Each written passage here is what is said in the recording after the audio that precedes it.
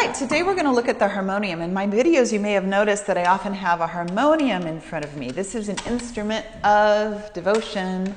I often use it in my classes and in my workshops. The reason we begin with sound is because sound, it's like it magnetically draws us to more refined awareness. We feel better, we calm down.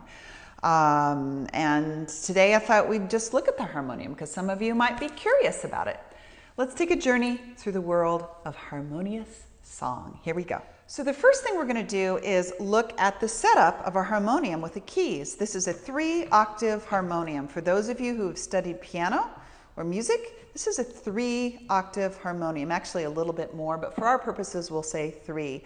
This is a common setup for a traveling harmonium, a nice, small, compact, lighter traveling harmonium, 3-octave.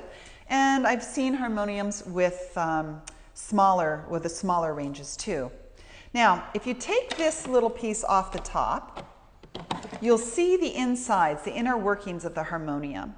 The idea is you push a key down and it's going to raise a little wooden lever in here. This is the key of C.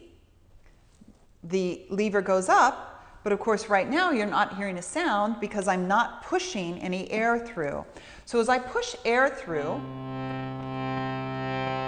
this creates the sound. That's important. So in a harmonium, we're always creating the sound by moving air through with what is called the bellows. This is the bellows. I happen to be right-handed, so my right hand is on the keys and my left hand works the bellows. I hold the bellows differently. Sometimes I actually come up here. I put my index finger between these folds. Sometimes I'm here, sometimes I'm here. I vary how I hold my harmonium.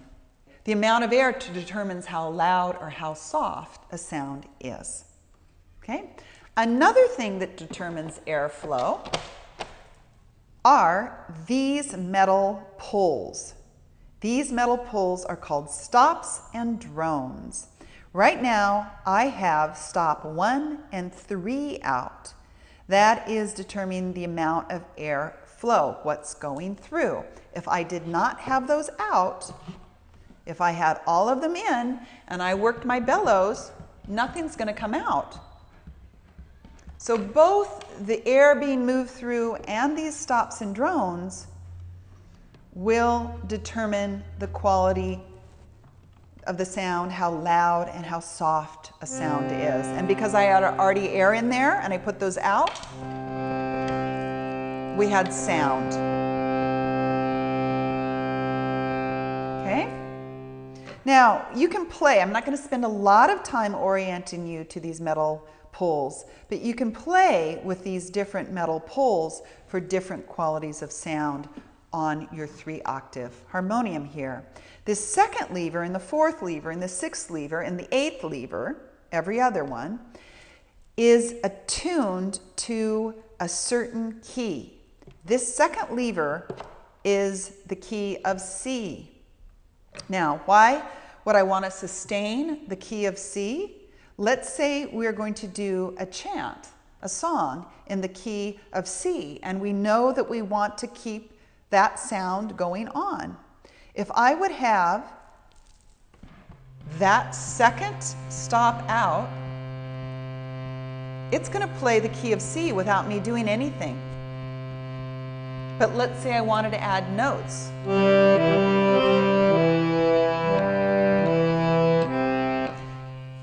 It's going to sustain the key of C, it might enhance a chant, and this is called a drone. These other keys also attune to other notes. The other thing I want to mention is this handy dandy little lever. This is called a coupler.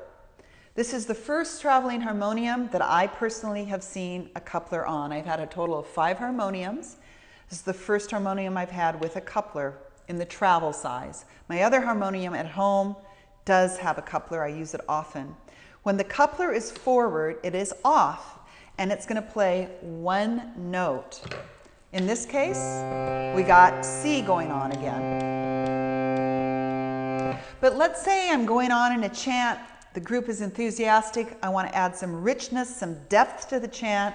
Then we can take the coupler, it goes back, and the coupler will play the same note an octave below. So in this case, again, we go back to C. That C just went down, the lower C went down with the coupler on, and it's going to play the lower note as well, and it's going to be a very rich sound.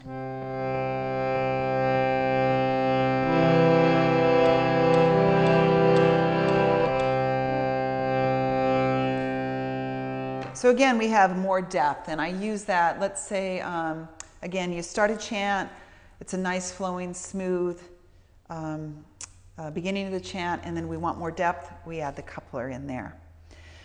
The final thing we'll look at today is how to collapse the harmonium.